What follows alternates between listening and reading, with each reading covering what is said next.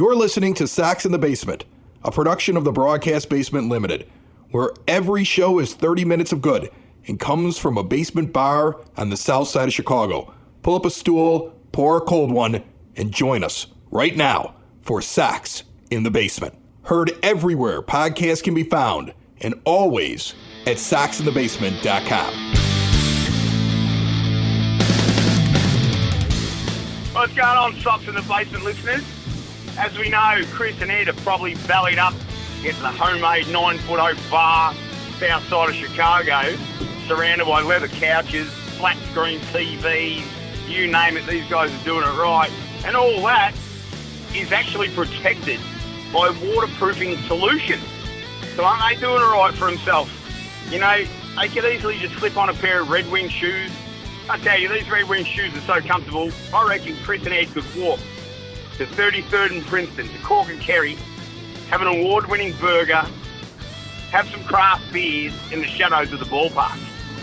You know, it's one thing they don't have, though, is a ticket to the Chicago White Sox versus the New York Yankees at the Field of Dreams here in Iowa. They do, however, know someone that does. I'm Jason Hosking. I'm in Dyersville. I've poured a cold beer. I've pulled up a seat, and Chris and Ed, cheers, boys. We'll speak to you soon. That's not bad for a guy who just called in, you know, from Dyersville? Right, and is not a part of the show and doesn't have any scripts in front of him and is able to mention, like, almost all of our regular sponsors in a diatribe, set up his segment that's going to be later on in this episode. The only thing he forgot was that Family Waterproofing Solutions can be found at familydry.com, and if you mention Sox in the Basement, you get money off. But otherwise, he nailed everything. Right, yeah, he just hit it out of the park. So is this where I just make my exit then? No, you're not being replaced. I don't think, I mean, it would be interesting, but there are times when he talks. Is he the Craig Kimbrell to my Liam Hendricks, even though he's got the Liam Hendricks accent? Yeah, I don't know. He's a great guy. Jason's a great guy, the Aussie Sox fan on Twitter, and when I found out that he was able to get one of those very exclusive tickets at a Field of Dreams game, I was like, hey, will you come on the show and talk about it? And he's like, I can't do his accent, I'm not even going to try, but he was like, yeah, mate. And I was like, oh, okay. And he has been hyped about it for the last week and a half that he's coming on here to tell everybody about his experience. So you're going to hear from him later on in the show. There were a lot of people at that game on Thursday night that didn't deserve to be there. No. Especially the guy in the Wrigleyville jersey behind home plate and the moron with the Anthony Rizzo Cubs jersey draped over a railing as some sort of display, homage for Rizzo, who wasn't even playing in the game for the Yankees. And you could see, I actually looked back because what happened was I had to record the game. And Same here. Yeah, and here's the thing. I had something going on that night where halfway through I had a friend reach out to me and we got into a big conversation and I paused the game and it was recording and I was about an hour behind. And I get going again and I'm, the majority of the game, I would say from the third inning on, I was way behind. And my phone starts going off like greatest ending ever, and I'm trying to figure out how do they blow this lead. Like I was like, well, hold on a second. We've gotten to the bullpen that doesn't give up leads. How did it become the greatest ending ever? And I had the same problem because I was like you. I was a couple hours behind, and all of a sudden I'm just getting, I'm getting texts, boom, oh my God, that's fantastic. Even my wife, who wasn't, she's sort of half paying attention, and she starts to go to bed. She's like, hey, you want to know how it ends? It's really good. You're like, no, I don't want to know how it ends. But then, of course, my phone gives a push notification. Yeah, that you gotta get the and phone I see away the from score, you. and I'm like, Yeah, you gotta turn off all those. The notifications will kill you whenever you're watching something on delay. Now, that does not mean, though, that I did not appreciate when I did finally get to the bottom of the ninth, seeing the swagger from Tim Anderson. Oh, well, no. But that before we get to that, knowing that it was going to get crazy at the end, I think I paid more attention watching it to the people in the background. And there were people who jumped up and screamed for the Yankee home runs, just like they jumped up and screamed for the White Sox home runs, which reminds me of what happens when Major League Baseball and Fox do something like a World Series or an event like this. The majority of the tickets are given to people who aren't actually fans of either team. Right. And they're just there because they're rich or they're important and they know somebody and they're there for the experience.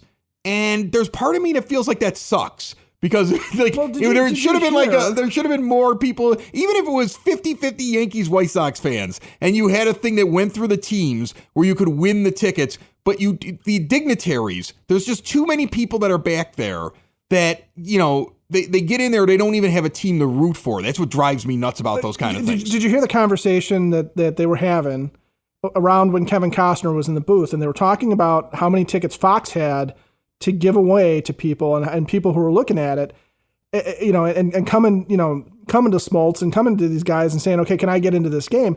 And they're there exactly like you said. They're there for the experience. These are not White Sox fans. These are not Yankees fans. No. And I know some of those people that were there are hopefully from Iowa and are not really allegiant to either team because they live in Iowa. What are you going to root for out there? You root for the corn not to spoil. Sorry. It's mean to Iowans. Man, it's mean. Yeah. It's mean. You're mean. You're mean. At least they're not. They're not Nebraska. At least Iowa is in Nebraska. If you've driven I-80 to the West Coast before, Iowa's a good state. Nebraska is hell. Well, so why the at least corn they're in not Iowa. Nebraska. Why the corn. Exactly. Why the corn in Iowa. But I'm getting your point here. You know why the corn in Iowa kind of points to the West, right? Why? Because Nebraska sucks so hard. Exactly. So, there you go. I'm getting what your point is. There were people there that were fans. We know there were a lot of White Sox fans there. We know that there were Yankee fans that were there. But it was just glad. I get annoyed when I see that, and it's another reminder to me that as this team becomes so popular, and look, they've had 3 national games where they have looked otherworldly. Fantastic. They are capturing the imagination of baseball fans outside of Chicago. Joe Buck is waxing poetic about your team. Why? Because he loves Tony La Russa because Joe Buck is a Cardinals fan. Exactly. So Joe Buck loves your team because he loves Tony La Russa. That's why he was talking Miguel Cairo up so much, because he remembers Miguel Cairo as a player, as a coach, right. as all these things. He actually has wistful childhood memories of Miguel Cairo. People are about to latch on. We've been talking about this, and that's going to happen. And what's going to stink is that opportunities to be there in person, when you get to the postseason, it's not going to be as plentiful as it really should be, because a lot of people who stuck through this when they sucked are now going to have to compete with the people that just showed up at the last minute. But that's what happens when your team is good. And as frustrating as it is, I'd rather have it this way than be terrible. So this is all wonderful. Jerry, don't get me wrong. Spend other people's money. He can spend bandwagon money just as much as he can spend mine. Right. Look, this is wonderful. What happened on Thursday night was one of those magical moments that it's hard to describe, but it's the moment that you sit there and say, this team could be a team of destiny. Right. This team is incredibly special. This team is led by stars from top to bottom. Tim Anderson is a superstar. The way that they talked about him in the broadcast, at one point, I think John Smoltz or Joe Buck, one of them referred to him as one of the most dynamic players in all of baseball.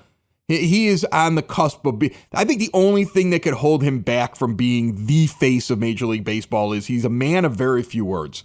He's extremely talented, and he's extremely smart. If you look at the way he markets himself, if you look at the way that he understands like how to push his brand, if you look at the way that he leads his team, if you look at his baseball acumen and the idea that he will go with a pitch to right field, he knew what he was going to get in that first pitch of the at-bat when he walks it off. It was an outside pitch, out of the zone, up high, and he knew it was coming, he crushed it. He knew Britain down cold. He is a smart guy.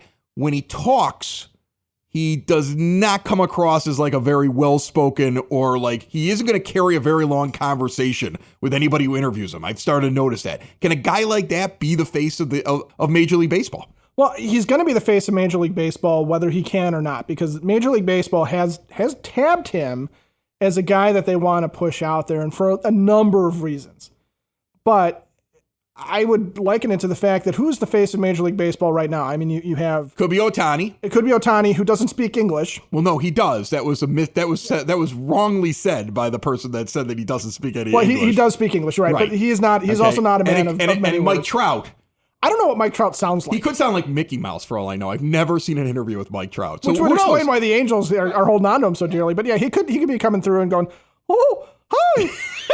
Hi, folks. I wish I played for a better team." Not everybody's Babe Ruth is played by John Goodman. Even Babe Ruth really didn't sound like John Goodman made him sound. Right. Let's face it. I mean, most of your really good baseball players don't talk very much. No. Shoeless Joe Jackson, the first walk-off home run against for the White Sox ever against the Yankees, which is eerie.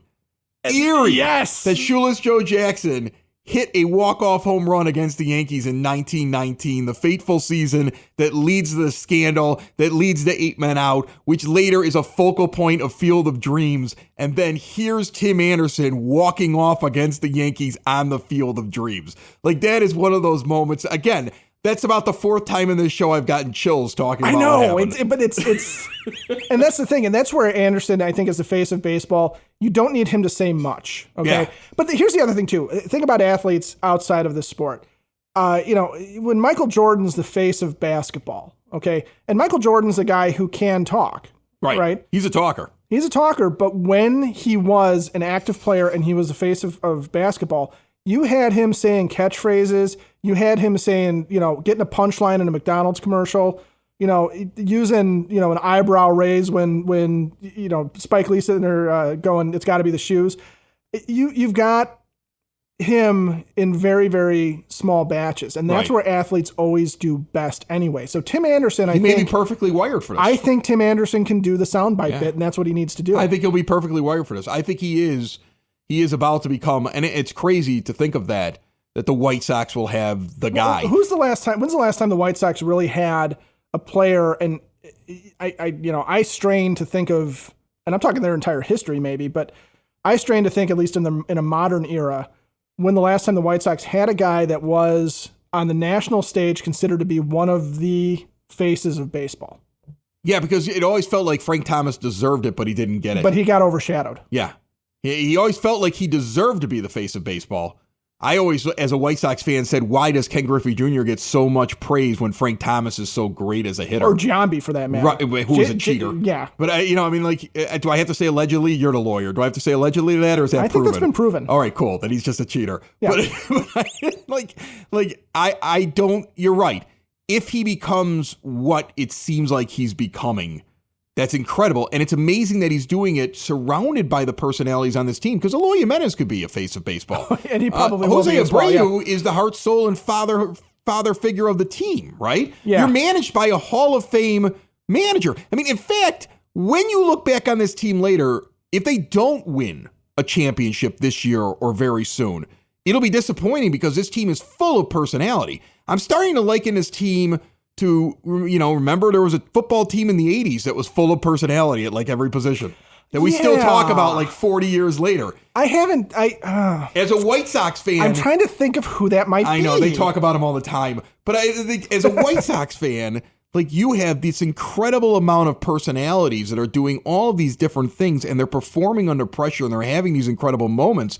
This is when you get to sit back and enjoy it, because one day there'll be documentaries about it, I believe. Oh, that's the thing. You will one day watch a DVD, a 30 for 30, a documentary on this season, I think. I think it's a good possibility if this team goes the whole way. This team will be talked about a lot. This is a team that has the possibility of doing it. Now, all of that said, Ed, I'm afraid to say those things because they still have to win a World Series. And yes, they do. I think they can win a World Series. I think they can win a World Series this year. In my mind, I still believe they are the team that's going to win the pennant. Okay? The World Series, I feel like you go in there and you got a puncher's chance. And you hope that the thing goes your way and breaks your way instead of the other guy's way. Yeah, well, and all you have to do is look at the National League to kind of understand that, one, there's a lot of talent that they're going to be potentially going up against, and just look at the NL West and what the Padres can run out there, what the Dodgers can run out there, though they're a little beat up, so they're kind of vulnerable. You only have to face one of them, though. And you only have to face one of them. But even the Giants, the Giants have that feel too this year, don't they? Of a team that seems to be on some sort of destined path, like they're not supposed to be here. They are the 89 Indians of Major League lore, not the actual 89 Indians. Right. So, and I don't know, maybe they are peeling a section off of a life-size cutout of their owner, and I don't know what that would look like, but but you have to look at those and say, okay, well, how do we match up against them? Is it possible in a 7-game series that we could get unlucky and lose to a team like that? And the answer is, of course, always going to be yes. But even in 2005, walking into that Astros series, I didn't take a sweep for granted, certainly. And I could have easily seen that go 7 because all it would have taken was just some of the Astros to get hot. Dumbest thing I ever did in my entire life, me and my dad. had tickets to all the World Series games, didn't think there was any chance the White Sox were not going to win it unless it was 6 or 7, sold Game 2's tickets just to pay for the other 3 games. I know. Dummy! You know, I get muscle aches all the time. I've gone from being able to do whatever I want to and not feeling any pain to basically getting pain for any kind of physical activity. Good news, there's a local family-owned Southside business that provides a CBD topical that will not break the bank. Creaky Bone Balm offers concentrated relief for creaky bones. It is an effective hemp-based CBD in a rejuvenating balm. And guess what? It's made in small batches, always free of preservatives, and all natural ingredients. It's great for muscle aches, tension, inflammation, joint pain. You can even use it for skin ailments like burns and dry, cracked skin. Right now, go to creakybone.com and use the promo code BASEMENT. Get 20% off your order. And now check out the new 2,500 milligram balm with reduced pricing on their classic balms right now at creakybone.com.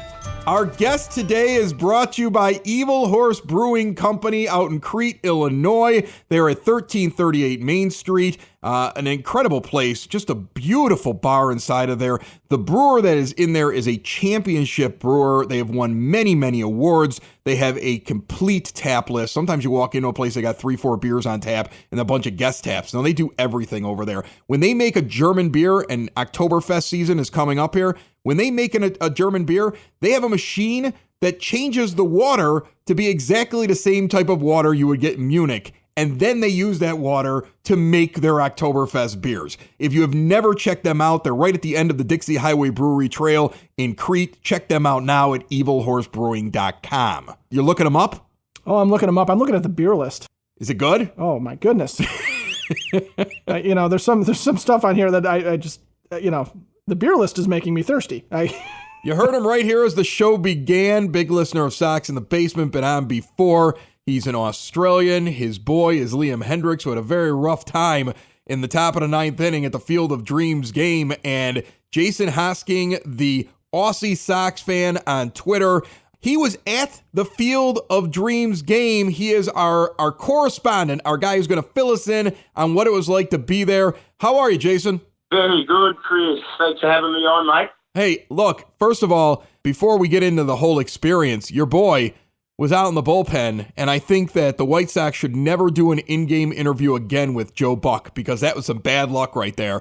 It was a great interview with Liam. When you watch the replay, you're going to laugh your butt off at everything he has to say, but then he goes in and he gives up 4 runs with 2 outs in the top of the 9th inning, and thank goodness for Tim Anderson. But before we get to that, tell me what it was like. Not a lot of people got in there. You were able to get tickets. How did it work? It looked to me like you actually go and see the original ballpark, and then you walk into the corn to take a path to get to the actual MLB stadium that the game was played in. Is that how it worked? Yeah, that's exactly how it works. When we first parked, sort of sat around for an hour or two, having a couple of cold ones. But yeah, you're right, mate. We walked up over the little bridge where the movie site is, and there was tons of people there having a catch, getting photos taken.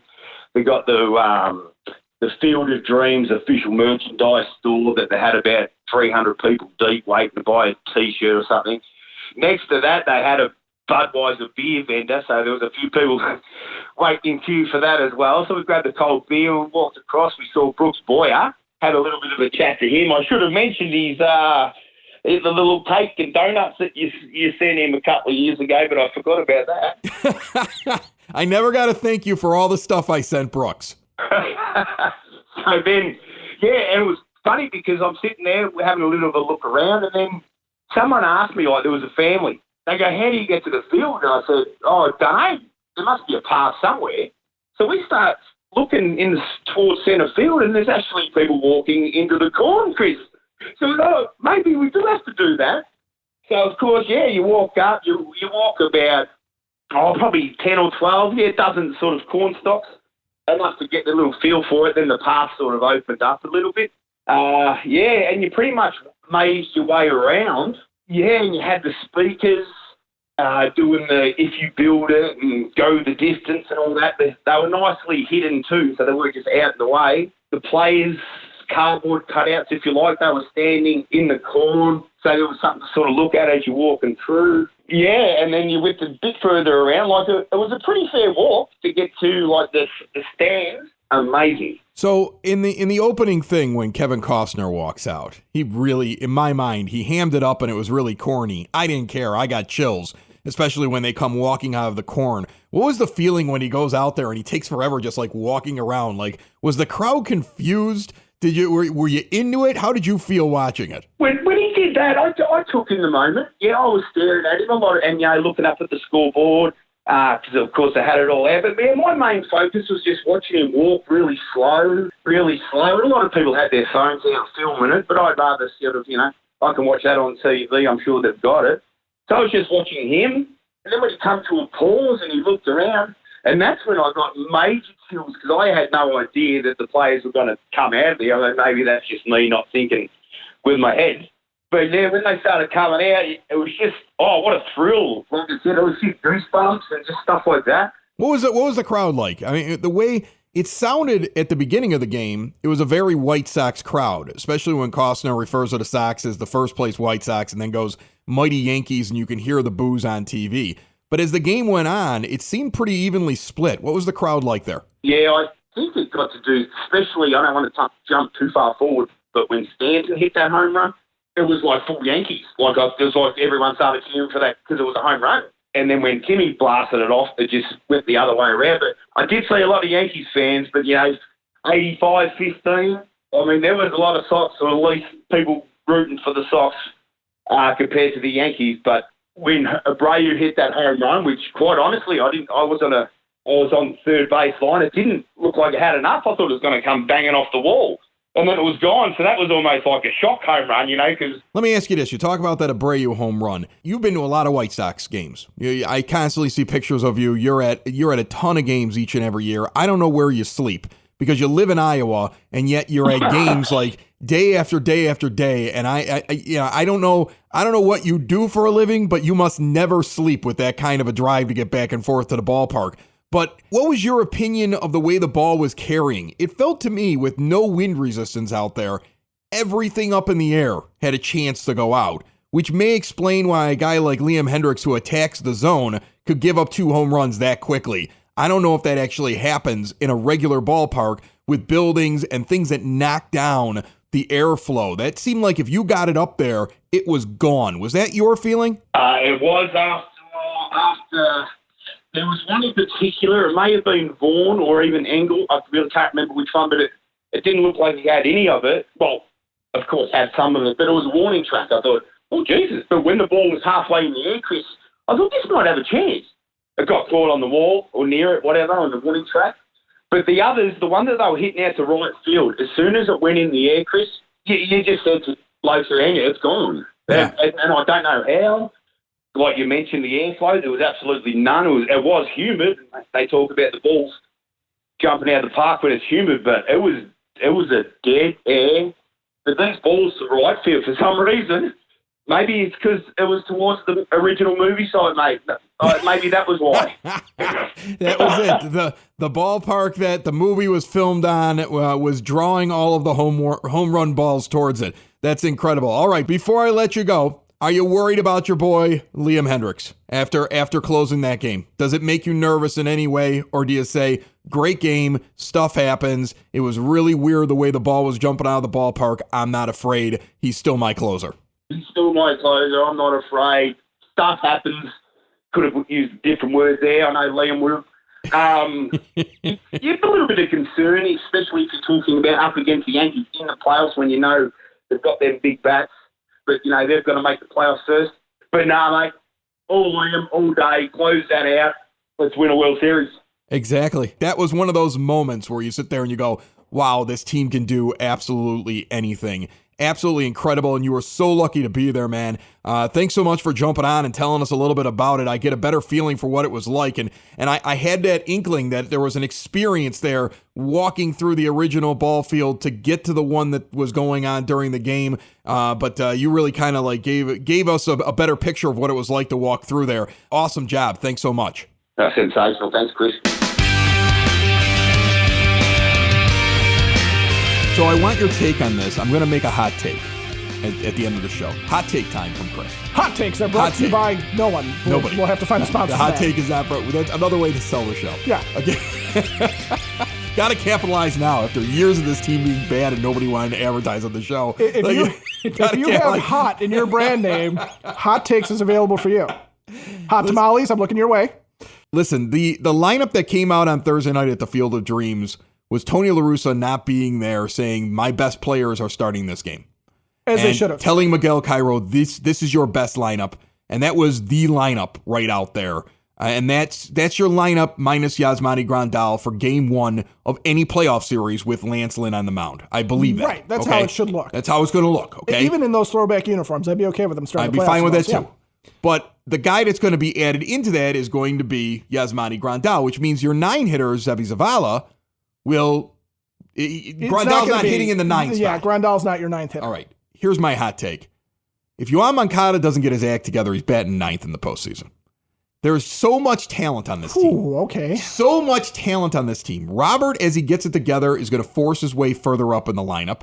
Yeah, he's already a better hitter. He's only down there because he's just getting his legs back underneath him. Before he left, he was a better hitter than Moncada was on the season. He's going to prove to be a better hitter than Moncada. Andrew Vaughn is producing at a higher level and is a better hitter than Moncada. Yes. Cesar Hernandez has been a better hitter than Yoan Moncada. Yoan Moncada continues to look disinterested. I noticed this, especially during the coverage of this team over the last week or so, when national people are asking guys, what makes your team so special? And they'll start rattling off players other than themselves that they love. And they all have different guys that they love, right? Even Zebi Zavala. They all, so-and-so is contributing and this guy's contributing. I never hear anybody say Yoan Moncada's name. In fact, I wouldn't be shocked if in the offseason, especially if this team goes out and wins a championship, Yoan Moncada is dealt. Because this is not last year's COVID thing. He's either going to have to figure out how to turn it on when the games count, because right now he's taking things lightly because we're up by a ton and he doesn't think that he has to contribute and dive for balls. Steve Stone's been all over him lately. I've heard several times, why is he still on second? He should have been a third. He didn't put his best effort in on that one. I've heard Stone say it in the broadcast. A lot of us have heard it. It's being observed by people that are around the team the most and being vocalized by the guys in the booth. And the moment that starts happening, that tells you that it's becoming a thing around the team where everybody's aware they're not getting 100% from the former number one overall prospect in MLB pipeline and big time acquisition that's supposed to be a centerpiece in your rebuild. And now that the rebuild is over, he is not the centerpiece of your team. He is not the superstar you expected him to be, and it's not because he's putting in a ton of effort. If he was putting in a ton of effort, you wouldn't be hearing those things coming out of the mouths of the broadcasters. You would hear people say they would be mentioning his name when they were talking about all the other players that they enjoy playing with on the team. I never hear his name. I'm starting to wonder, is this a real thing? I think it is. And you know, there's the other disturbing thing for me is you look at, since he's been up, there was struggles, and you could kind of write him off as, well, he's a rookie, he's young, he's getting there. He has that breakout season, and then he comes back last year and he gets COVID, and everyone's like, down year because of COVID. But he looks an awful lot like he did pre-2019, doesn't he? Well, he does. He's actually doing, if you look at his numbers right now, if you did a quick look, you'd be like, he's just doing his career numbers. But his career numbers include 2020 and the terrible 2018 that he had before when people were like, he's terrible. Like, he can't even make a major league team. Yeah. And I have been beating the drum that Yoan Moncada is a star, even back when he was hitting in the 100s in 2018 and everybody hated him. So I have always supported him. I got a yo-yo jersey. Okay, but this is not what I expected from him. No, and here's where I'm going with this, okay? There's two things at play when somebody just on the shallow look has career numbers that are lower than expected. One is their talent was overplayed and they're not as good as everybody thought they were going to be. And that happens to a lot of prospects where they tear it up in the minors and for whatever reason, major league pitching can get to them in a way that they couldn't get to them in NCAA, in some of the foreign leagues, if they are someone who signed from another country, or, just rise in the ranks in the minor league baseball. Or they have the talent, but they just aren't willing to put in the effort to get it done. And Moncada, we've seen in 2019 what he looks like when he is on his game and what kind of a star he could be. I don't disagree with you that the Sox could move on from him if they don't feel like he is pulling his weight, or they don't feel like he's interested, or he just wants to be an international pop star or whatever. Is he partying at night? I don't know. Is that going to come out later that he's out late? It just doesn't seem like he's on. It's not 100% effort most of the time. It generally seems like he's like, I'm here, I have talent, I can lay back on that talent, but he's not like, I don't see the max effort that I saw in 2019 when he had something to prove and people wanted to drum him out of town, so he had to prove himself. And now it's like he's so comfortable in whatever his role is and wherever the team is, we're not getting max effort again. Well, and that's why I think Rick Hahn has shown with the Madrigal trade that he can be pretty ruthless about moving on from a guy if he thinks that he can do better. And, not saying that Madrigal was not putting in effort or whatever, but Nick Madrigal, as we've talked about, there's a little bit of a lack of dimension to his game. And if Yoan Moncada is not putting in the effort and not showing that he can be the dynamic player he's supposed to be, and you can get something back for him in the offseason that makes the team better, and maybe that means finding a spot for Andrew Vaughn in the lineup, or finding a spot for Jake Berger, who the Sox could have very easily traded or cut bait on a couple of years ago without any question. Right. If they think that they've got better opportunities within the organization to fill that third base slot, and they can turn Yoan Moncada into something that replaces, for example, a Carlos Rodon, who you may not be able to re-sign, or replaces Cesar Hernandez at second base, I think Hernandez is definitely staying next year. The way he's playing right now, if he keeps this up, he's staying next year. And I have no problem with Hernandez staying in any way, shape, or form. But if Moncada can be turned into a star in one of these areas, a right fielder, a pitcher, just even a group of prospects that are going to make the Sox better for longer, I think Rick Hahn would absolutely do that, especially if you're correct and the team is looking at this guy going, we watch Jose Abreu bust his ass as a guy in his mid to upper 30s trying to put himself out there every day and, just act like a professional. We're watching a guy like Cesar Hernandez, go out there, win Gold Gloves, make changes to his swing and make changes to his approach to maximize his power, because that's a better game right now in the majors. We've watched Yasmani Grandal get hurt, come back, try and teach Zach Collins how to basically replace him, and work with the guy to become a better pitch framer and just be a better teammate. We've watched Luis Robert. We've watched Eloy Jimenez try and become a better outfielder. We've watched all these guys, Tim Anderson, try and become the face of baseball, for God's sakes. And to have this guy dogging it at third base, if that's what he's doing, if he's just disinterested, I think Tony La Russa would want to move on from him in a heartbeat. And I think Rick Hahn would not even hesitate to pull the trigger if he gets the right package. Listen, I hate to say a guy's dogging it, but it's starting to become like a thing. It's starting to become like the one cloud over the team is that you're hearing chirping coming from your broadcast. You're seeing it for your own self when you're watching games. I went and watched in person. It's very different, his body language and how he's doing things compared to the rest of the team. You hate to say that that's happening, especially during a magical season like this. But how long do you think before Andrew Vaughn is regularly hitting in front of him? Luis Robert is regularly hitting in front of him, and he's sitting in the 8 or the 9 spot at the end of the year. I think it's really possible. And the Steve Stone thing, let me just say this. Go back through his history as a broadcaster. Go back to when he was broadcasting with Harry and the Cubs. Okay, and I know a lot of Sox fans probably did not watch a lot of 80s Cubs games. But as somebody who unless you had a grandfather like mine who didn't have cable, so that's all his baseball. Or you had a grandfather like mine who was actually a Cubs fan but lived just to scream at the TV. He hated Lee Smith, by the way, hated him, and Jody Davis, hated Jody Davis. But listen to Steve Stone. Steve Stone, when he starts sniping about the team or about individual players, he is very rarely wrong. No, he's never assessment. Wrong. He's Steve Stone. He was so right. The Cubs fired him and Chip Carey because they were too right. And they're like, we can't have these guys dropping truth bombs because the fans are stupid and don't know Look better. How he's rubbing off on Benetti, who continues to yell about the fact that he's not on the road with teams. Like it's almost like he's probably sitting there saying, Jason, go for it, man. You're super talented. Who cares if they fire you? Exactly. Because Benetti's all angry about that as well, man. They fire you. You're just taking Joe Buck's job in a couple of years. Oh, God, wouldn't that be awesome? Sox in the basement.